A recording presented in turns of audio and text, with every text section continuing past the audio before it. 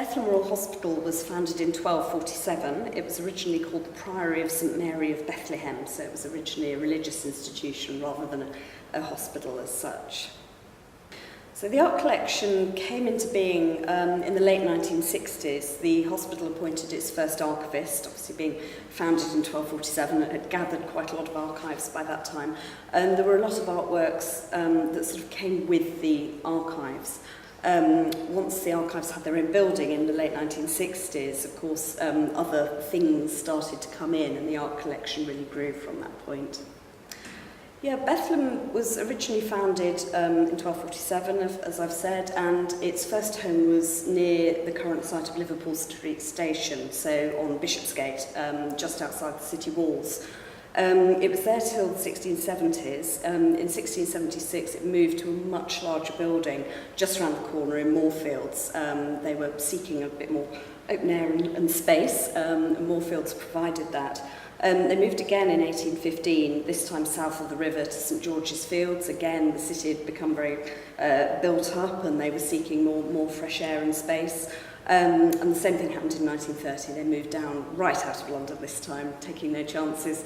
And they moved out to our current site at Monk's Orchard, which is between Croydon and Bromley. The most famous artist in the collection is probably Richard Dadd. He was a Victorian painter. He spent many years in Bethlem as a criminal lunatic, as they were known then. And his work is in a lot of major collections, the V&A, the British Museum, the Tate. But Bethlem holds quite a large collection of his works, and also currently cares for the works that belong to Broadmoor Hospital, where Dad was also a patient. So he's probably the best known to a general arts audience.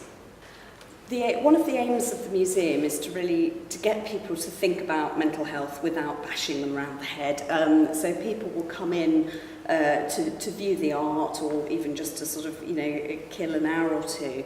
And we try and get the message across in a reasonably subtle way. So we mainly do this through our permanent exhibition, which considers a lot of different issues around mental health. So, for example, there's a section that considers ideas around freedom and constraint.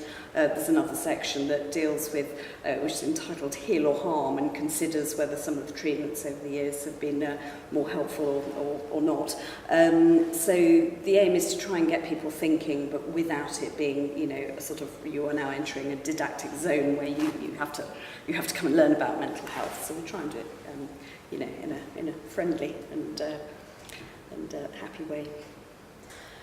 I think one of the big challenges with communicating mental health history is there are some very sort of significant stereotypes, if you like, out there.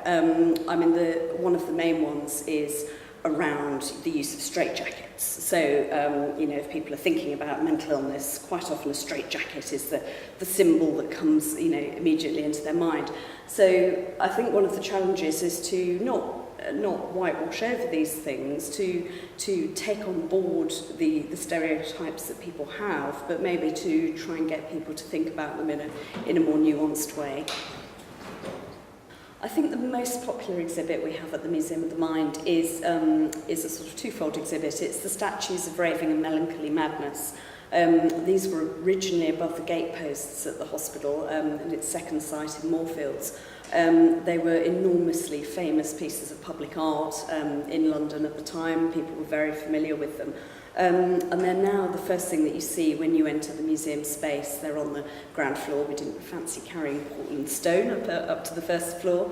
And they're really what provide the welcome into the museum. They're very large. They're larger than life. And I think they're a wonderful symbol, actually, because they sort of combine the hospital's history with the art, which is really what we try and do.